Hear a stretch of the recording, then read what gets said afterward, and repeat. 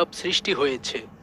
মৌসুমী বায়ু অক্ষের বর্ধিতাংশ পাঞ্জাব, হরিয়ানা, উত্তরপ্রদেশ, বিহার, গাঙ্গেয় পশ্চিমবঙ্গ ও লঘুচাপের কেন্দ্রস্থল হয়ে আসাম পর্যন্ত বিস্তৃত রয়েছে। এর একটি বর্ধিতাংশ উত্তর বঙ্গোপসাগর পর্যন্ত বিস্তৃত।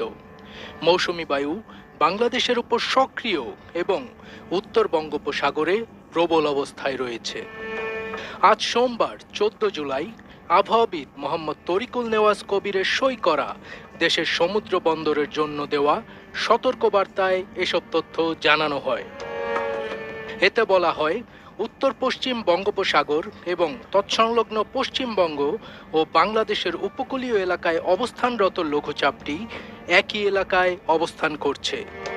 এর প্রভাবে উত্তর বঙ্গোপসাগরে বায়ুচাপের তারতম্যের আধিক্য বিরাজ করছে এবং উত্তর বঙ্গোপসাগর, বাংলাদেশের উপকূলীয় এলাকা ও সমুদ্র বন্দরগুলোর ওপর দিয়ে দমকা বা ঝোড়ো হাওয়া বয়ে যেতে পারে। এ সময় চট্টগ্রাম, কক্সবাজার, মোংলা ও পায়রা সমুদ্র বন্দরগুলোকে 3 নম্বর স্থানীয় সতর্ক সংকেত দেখিয়ে যেতে বলা হয়েছে।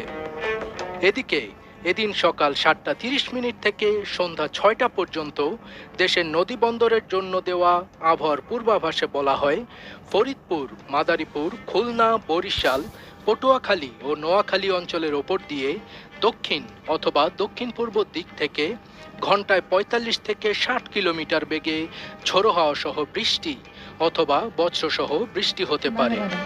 এ সময় এসব এলাকার নদী বন্দরগুলোকে 1 নম্বর সতর্ক সংকেত দেখাতে বলা হয়েছে।